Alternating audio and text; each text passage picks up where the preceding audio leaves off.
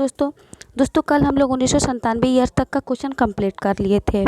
चलिए आज 1998 से शुरू करते हैं। क्वेश्चन दिया है कि संविधान की 8वीं अनुसूची में सम्मिलित भाषाओं में कौन सी भाषा बोलने वालों की संख्या सर्वाधिक है। दोस्तों विकल्प के अनुसार बांग्ला है, लेकिन प्रथम हिंदी है। दोस्तों मूल संविधान में 8 अनुसूचियाँ थी, जो वर्तमान में 12 अनुसूचियाँ हैं। दोस्तों 8वीं अनुसूची में 14 भाषाएं थी, परंतु 21वें संविधान संशोधन 1967 के तहत सिंधी भाषा को 15वीं भाषा के रूप में शामिल किया गया।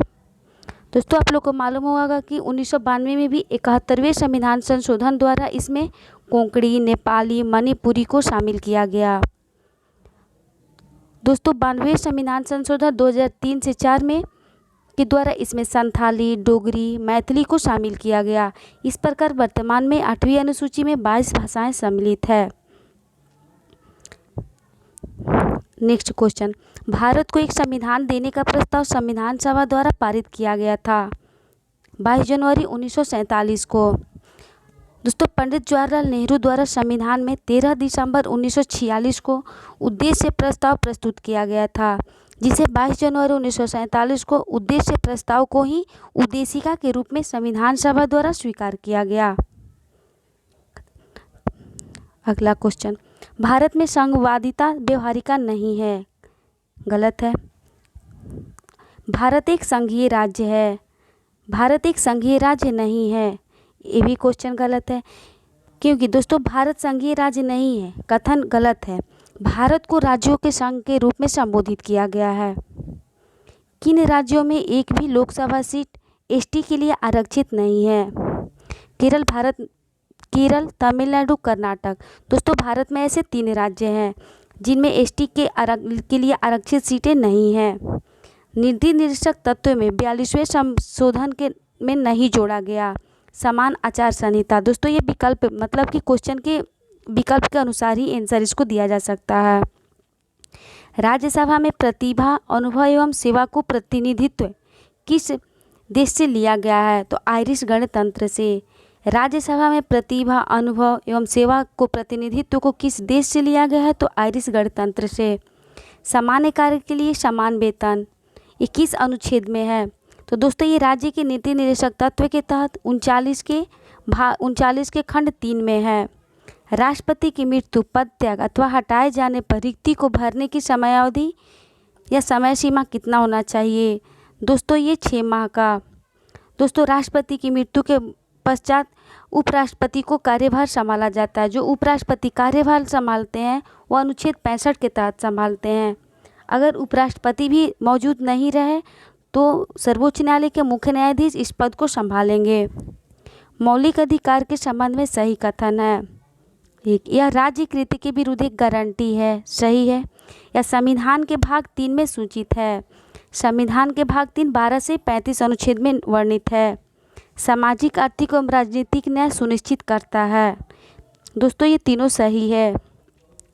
अनुच्छेद 344 के अंतर्गत प्रथम राजकीय भाषा आयोग का गठन कब किया गया था, 1955 में बीजी खरे की अध्यक्षता में।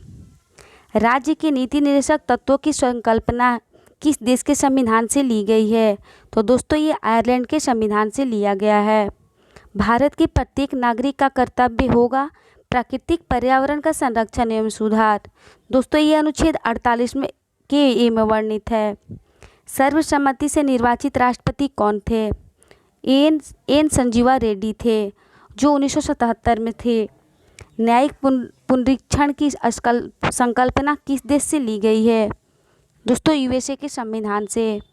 सर्वोच्च न्यायालय में मौलिक अधिकारों के रूप में मान्यता दी है आवास का अधिकार, जो 19 के 1 के अंगा में है।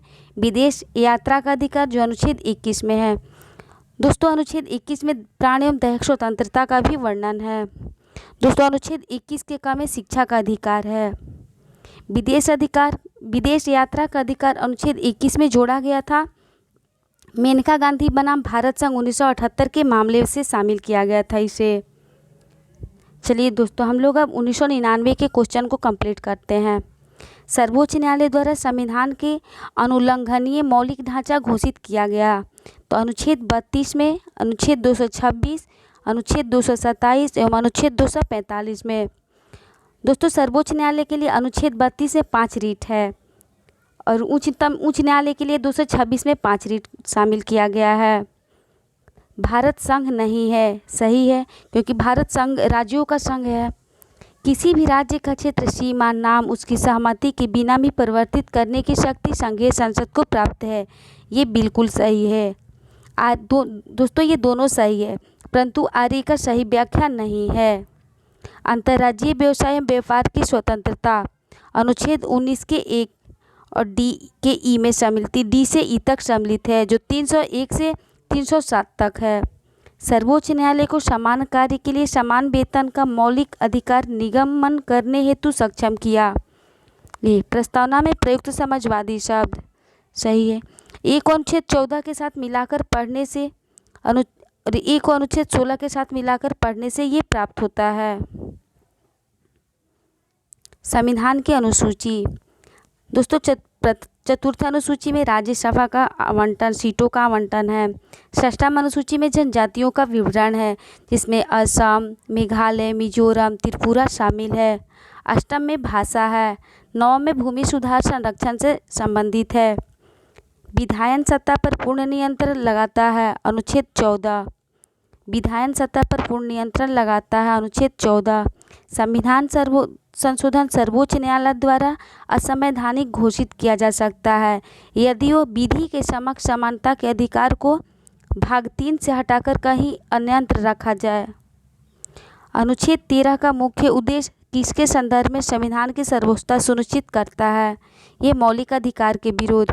किस राज्य युग्म को राज्यसभा के समान प्रतिनिधित्व प्राप्त है? तो आंध्र प्रदेश एवं तमिलनाडु को। दोस्तों आज हम लोग यहीं रहने देते हैं, कल इसके आगे पढ़ेंगे।